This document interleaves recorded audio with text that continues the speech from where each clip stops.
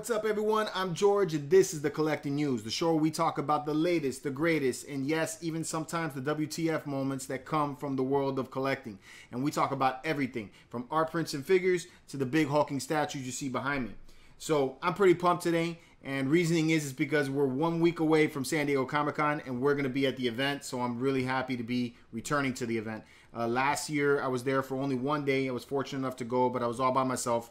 So this time I'm bringing the entire MCE crew with me. So my brother's going to be there with me. So is Calvin the Statue Fanatic. And one of our Facebook moderators is going to meet us towards the end of the week. So definitely excited to hang out with my friends and hoping to see some of you there at the event. So if you are coming to San Diego Comic-Con, hit me up. Let me know. We'll hang out. I'm happy to hear from you guys and want to see what you guys are into.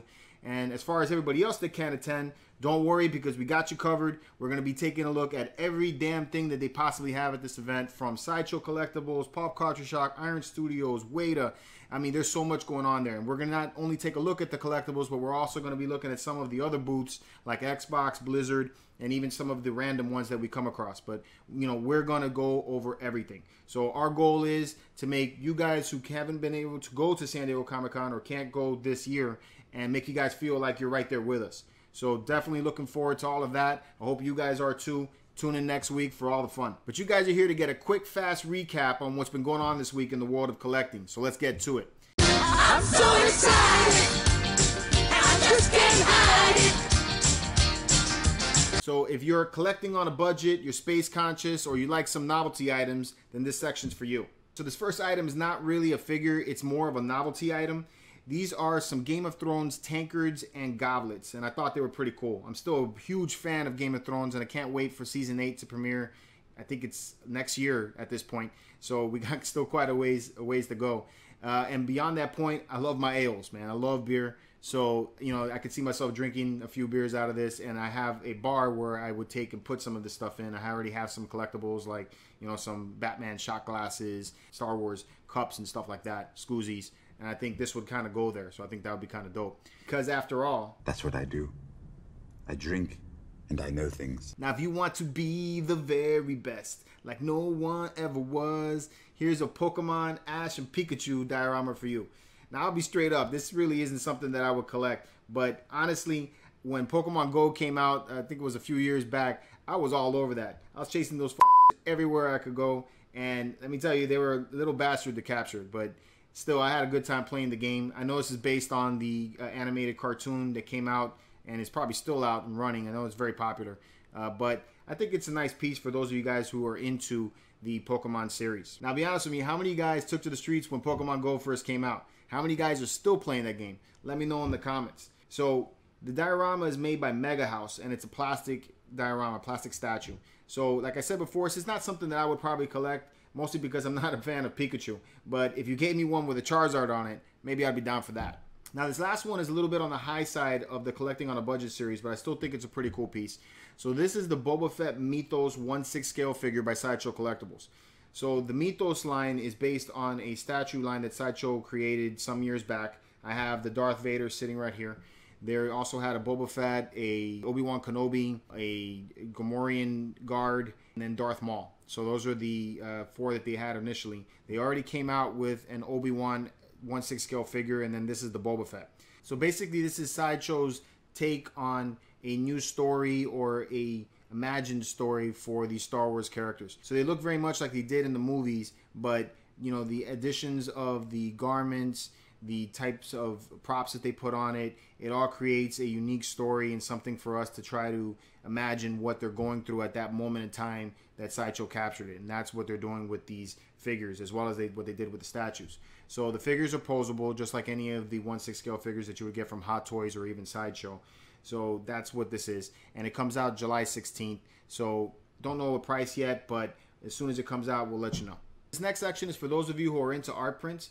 There are two that came out from Sideshow this past week. One is already out actually, and the other one is going to come out, so it's more of a preview. The first one is the Emma Frost Premium Art Print. This is based on their Emma Frost Premium Format statue, and I think it's a very beautiful piece. I really love the portrait in this artwork much more than I did on the statue itself, although I think the statue, the regular version, looks pretty nice. So they basically, it's the exact same pose that you get with the premium format statue, but I really like the vibrance and color. Like I said, the way her portrait looks is very beautiful. It's sensual and kind of playful the way she's looking at you with that smirk. So I think that's nice. And then, like I said, the vibrance and color I think makes this art print pop, real nicely. So I think it would go real good as a companion for the statue. All right, the next one that I thought was pretty awesome is the Joker and Harley Quinn Arkham Asylum Breakout. So this is also based on their new premium format line.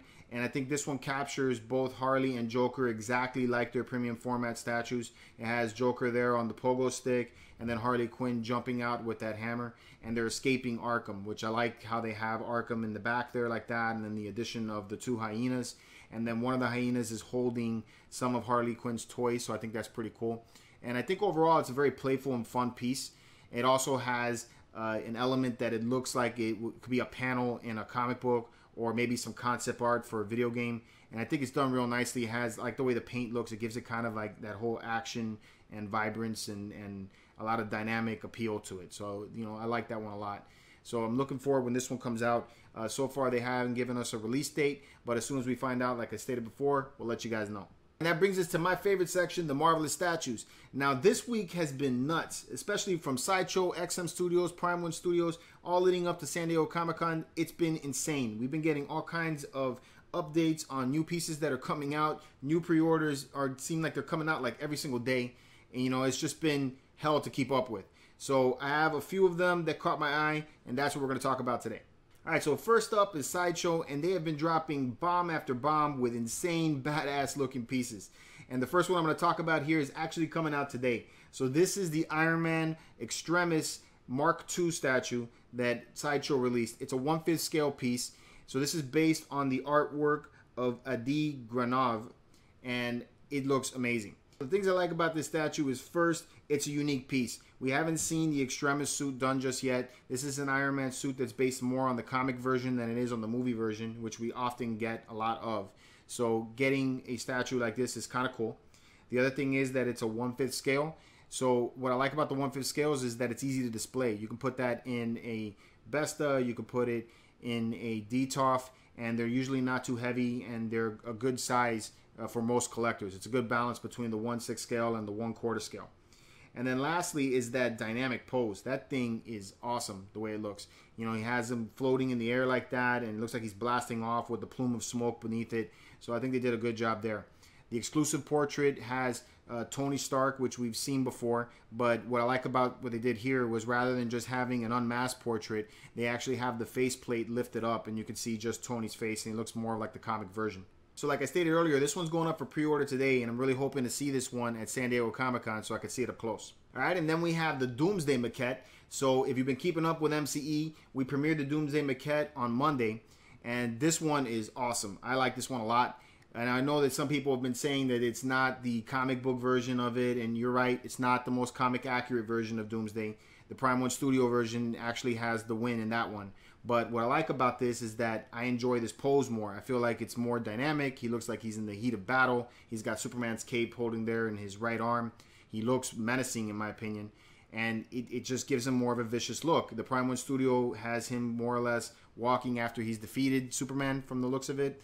And, I think this one has that dynamic appeal, like it's coming right out of the comics. So I like that. The other thing that I dig about this one is the exclusive portrait. So the Prime One Studio doesn't have this. The exclusive portrait is of Doomsday when he had the containment mask that he had at the beginning of the comic. So it's halfway torn and ripped off. And this looks like as if when he first started fighting Superman, because at this point he had a couple of fights with a few of the other heroes of the Justice League. And now, he's ready to begin his fight with the Man of Steel. So, you have that mask, and I love that it has that addition of color. Gives it a nice contrast that we wouldn't get if it was just, Doomsday's grayish color that he has. So that green really makes it pop, and then you have that big red eye from the lens that looks fantastic.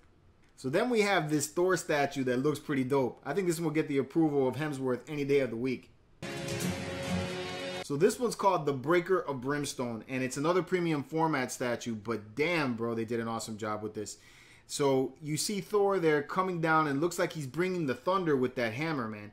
So it's very dynamic. It looks like he's getting ripped out of the comics. And this one's sculpted by the great Daniel Bell. So if you don't know who Daniel Bell is, he also did the Captain America statue from Sideshow that just was released earlier. That was a premium format figure released a few months ago. He's also done the Black Panther from XM Studios, which is also another amazing piece. So this guy is very talented, and he's a very popular sculptor. So definitely one that you'd want to seek after. But back to the statue. It gives you that comic book version of Thor, so this is very classic for his look. I love that he got the wings and the helmet. You know, to me, that needs to be there when it comes with Thor.